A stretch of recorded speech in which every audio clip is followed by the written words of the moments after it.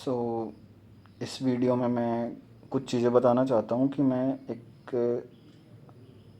किस किस चीज़ को मैं फ़ॉलो कर रहा हूँ बेसिकली, और कहाँ कहाँ से क्या क्या आइडियाज़ लेके आ रहा हूँ, या फिर मैंने कहाँ कहाँ से क्या क्या सीखा है। सो मैंने बुक्स पढ़ ली हैं, और I am working on financial education also, और ट्रेडिंग से related trading in the zone बहुत सारी बुक्स पढ़ी हुई हैं। फिर रिट्रेसमेंट पे पूरी बुक पढ़ी हुई है। एनक्रोड वॉल्यूम करके है एक बुक, वो भी मैंने पढ़ी हुई है। सो बट मैंने पढ़ने के बाद ये रियलाइज़ किया है कि इन चीज़ों का पढ़ना एक अलग चीज़ है, बट लाइव ट्रेडिंग में इस्तेमाल करना दैट्स अ डिफरेंट थिंग। हम पढ़ रहे हैं वो एक अलग चीज़ है कि हाँ भाई मैंने ये चीज़ पढ़ ली, ये चीज़ पढ़ ली, मेरे को पता है फिर रिट्रेसमेंट कहाँ से कहाँ लगेगा, क्या टारगेट है, ये है वो है फलाना। लेकिन मैंने एक चीज़ नोटिस की है, वो की है कि हर एक कोई स्कैल्पर होता है, कोई 7 सेकंड में 1 लाख बना रहा है, कोई 1 मिनट में 1 लाख बना रहा है, कोई बंदा 5 मिनट की कैंडल में 1 लाख बना रहा है, कोई 1 घंटे की कैंडल पे 1 लाख बना रहा है, कोई पूरे दिन में 1 लाख बना रहा है। बट बना सभी 1 लाख रहे हैं, बट इनके पीछे इनका दिमाग है वो अलग तरीके का। एक उन्होंने अपना एक सिस्टम जनरेट किया हुआ है कि मैं इस तरीके से मेरे सेटअप पे काम करूँगा, इस मेरी एज पे काम करूँगा। जैसे ही मेरा ये रूल के अकॉर्डिंग प्राइस एक्शन जैसे ही आएगा, देन आई विल बाय और sell whatever it is, लगाऊंगा और निकल जाऊंगा।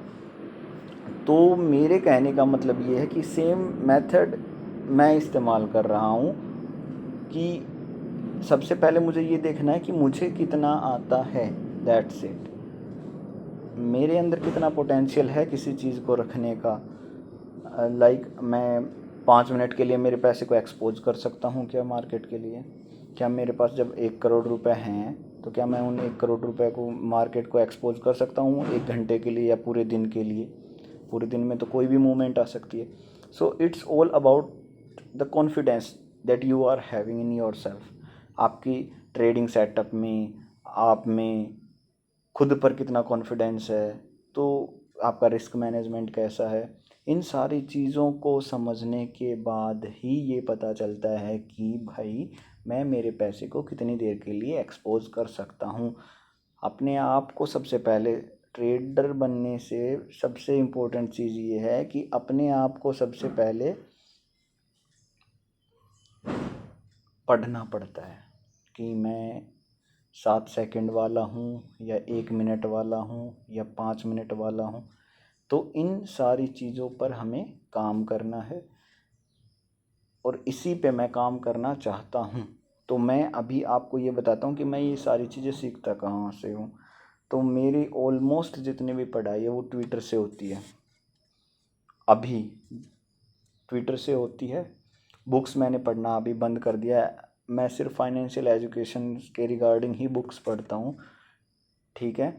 और ट्विटर पे मुझे ट्रेडिंग से रिलेटेड मिलती हैं। ट्विटर से मैंने ये सीखा है कि साइकोलॉजी ही इम्पोर्टेंट चीज़ है ट्रेडिंग में। बाकी rest of all is another game.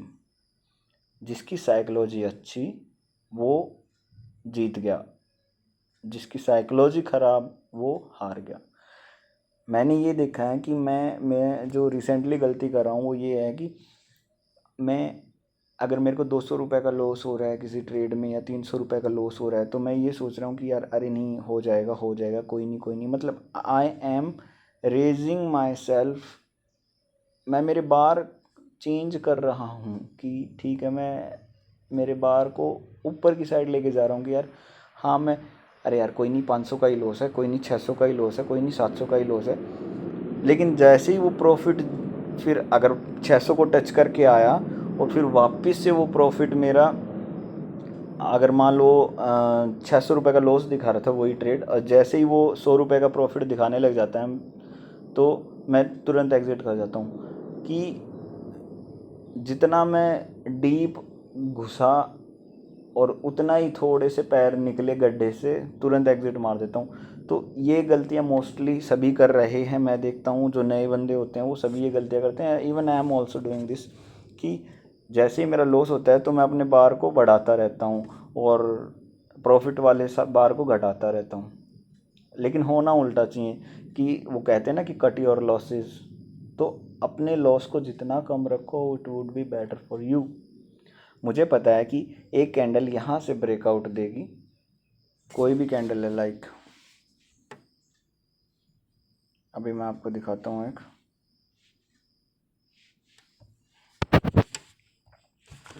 जैसे कि सपोज यहाँ से कोई कैंडल ने ब्रेकआउट दे दिया,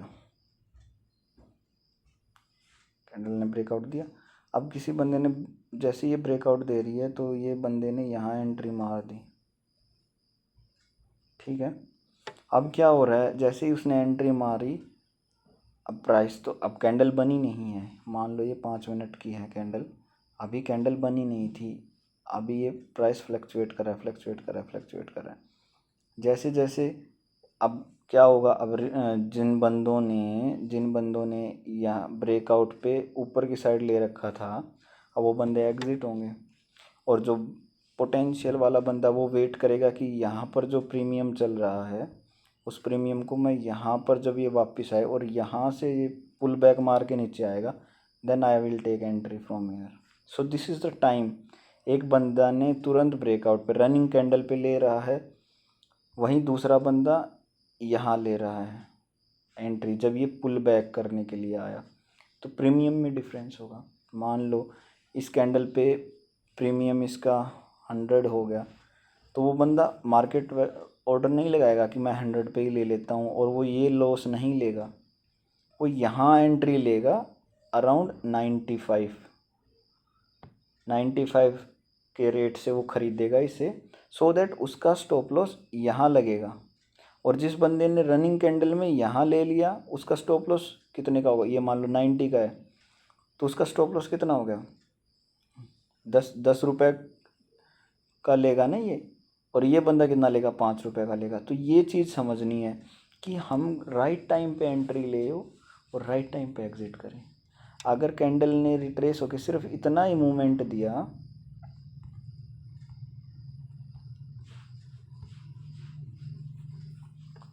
अगर कैंडल ने रिट्रेस होके, ठीक है, कैंडल ने रिट्रेस होकर के मूवमेंट दिया सिर्फ इतना ही, ये यहाँ गई, यहाँ से 95 पे बंदे ने एंट्री ली और यहाँ से ये वापस रिट्रेस होने लगी, 99 पे बंदे ने एग्ज़िट मारा